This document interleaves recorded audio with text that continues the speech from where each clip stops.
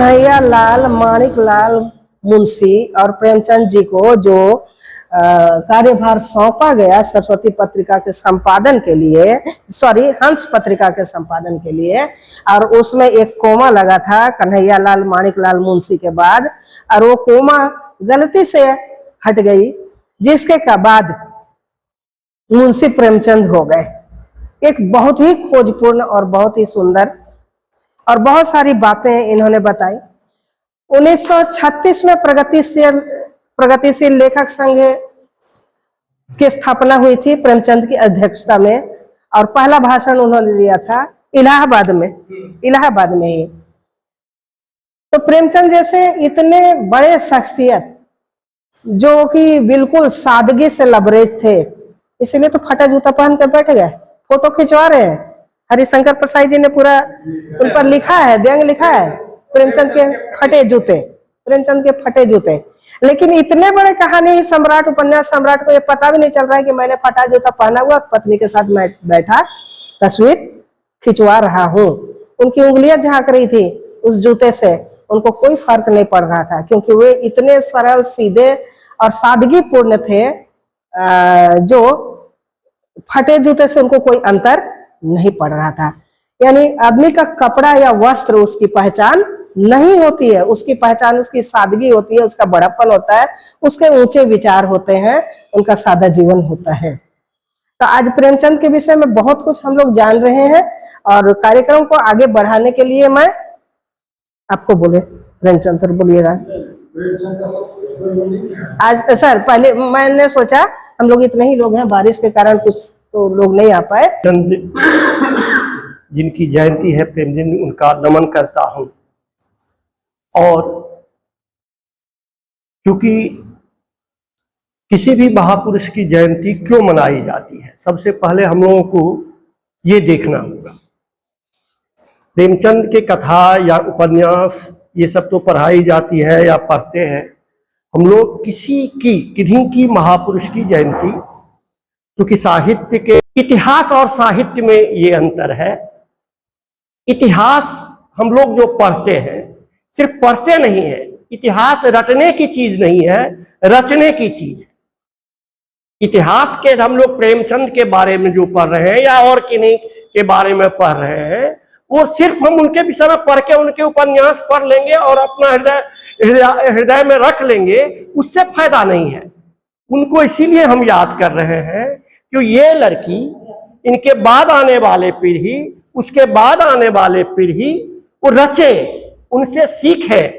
एक समय जैसे वो प्रगतिवाद के हो गए, 1936 से प्रगतिवाद के बोले बहुत में ये हो रहा है, तो प्रगति तो मैंने उस समय प्रगत था, अब वो कोई प्रगतिवाद नहीं है। जिस समय 100 साल पहले की बात है, या अभी की जो 1967-68 में भी दोबारा प्रगतिवाद हुआ, फिर 1982 में वो वाल्मीकि का था, ठाकुर का 100 वर्ष पहले थी ठाकुर का कुआं लिखे थे प्रेमचंद, और 1980 की 82 में ठाकुर का कुआं लिखे वाल्मीकि, ओम प्रकाश वाल्मीकि, जो बहुत हंगामा हुआ।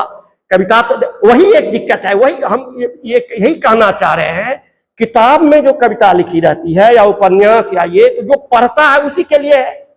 लेकिन उसको यदि कोई ऐसा जगह पर कोई बोले तो उसका महत्व बढ़ जाता है।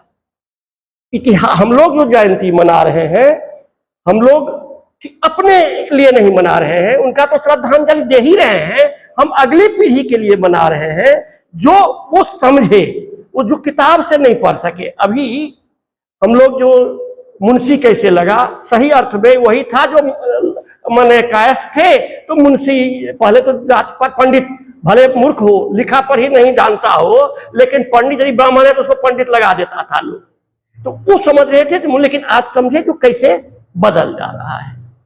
इसलिए जो हम लोग दूसरी पीढ़ी, भावी पीढ़ी के लिए हम लोग जयंती मनाते हैं।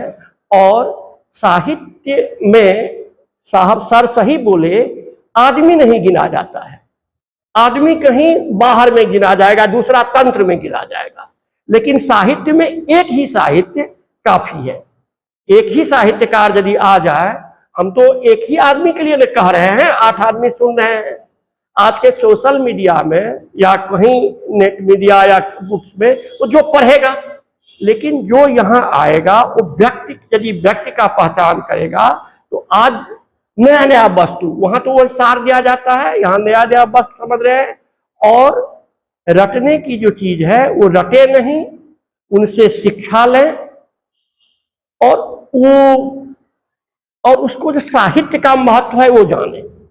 समाज कहता है तत्कालीन समकालीन साहित्य, समकालीन साहित्य तो है लेकिन साहित्य का गुण नहीं रहेगा तो समकालीन ही रह करके खत्म हो जाता है। आज जो प्रेमचंद का जो तथ्यात्मक कथ्य सब है सब पुराना है, लेकिन साहित्य का जो गुण है वो कभी पुराना नहीं हो सकता है। एक उदाहरण हम अपनी भाषा की बोल रहे हैं, प्रोफेसर हरिमोहन झा का तो नाम सभी सुने होंगे हिंदी में। 1933 में उनका कन्यादान उपन्यास, जिस पर मैथिली में उनका कन्यादान उपन्यास निकला था, और कन्यादान हुआ, उसका जो वर्णन है 1933 की महिला की, स्त्री की क्या स्थिति थी लड़की का, उसका तो वर्णन मैंने समझ रहे हैं। लेकिन क्योंकि साहित्य से उतना ओतप्रोत है वो, जो वो अभी भी पुराना नहीं हुआ है। जो साहित्य जिसमें रहेगी वही आगे बढ़ेगा। भले ताजा में कुछ नाम लोग कमा ले रहे हैं, कितने 100 साल, यदि 100 साल में तो 10 से 5 आदमी नहीं लिखते थे ना, साहित्यकार बहुत लिखते थे, उसमें 10 आदमी आए, फिर 200 साल 300 साल के बाद 5 आदमी आएंगे, फिर तो आगे बढ़ने के बाद 4 आदमी आएंगे। इसलिए साहित्य का जो महत्व है वो कालजयी जो रचना रहेगा उसी का महत्व है।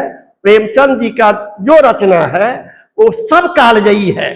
भले उस समय का जो सामाजिक परिप्रेक्ष्य रहा हो वो सब दिन वही रहेगा और आगे भी रहेगा। और इसीलिए हम लोग जो बोले हैं, हम नए पीढ़ी को बोल रहे हैं। अब तो हम लोग कुछ नहीं, कभी साहित्य भी नहीं पढ़े, रुचि है, हम तो विज्ञान पढ़े, बैंक में आए, रिटायरमेंट से पहले भी और बाद में भी कुछ साहित्य से रुचि है कि आ जाते हैं या है। तो इसलिए उनके लिए है जो वो उसको कायम करे, अपना प्रगति का जो झंडा है वो सब दिन प्रगति कभी नहीं। उसके बाद राजकमल थे, हिंदी में भी राजकमल लिखे, मैथिली में भी राजकमल एक चेंज किए। उस समय उनका जो विरोध सहना पड़ा, हमको अभी भी हम लोगों को सुनते हैं। प्रोफेसर हरिमोहन झा बहुत उत्पत्ति थे, खट्टर काका के तरंग या उनका ये था, तो उसका विरोध सहना पड़ा। लेकिन आज जो विरोध कर रहे थे जो पंडित, वो तो चले गए काल के गर्त में, लेकिन हरिमोहन झा कभी काल के गर्त में नहीं जाएंगे। तो जो प्रगतिवाद होगा उसका विरोध बहुत ज्यादा होगा तत्कालीन समय में, लेकिन आगे वही जाएगा। यही कह करके हम उनको, प्रेमचंद जी को पुनः नमन करते हैं और अध्यक्ष महोदय का आभार प्रकट करते हैं जो हमको भी बोलने का 1 मिनट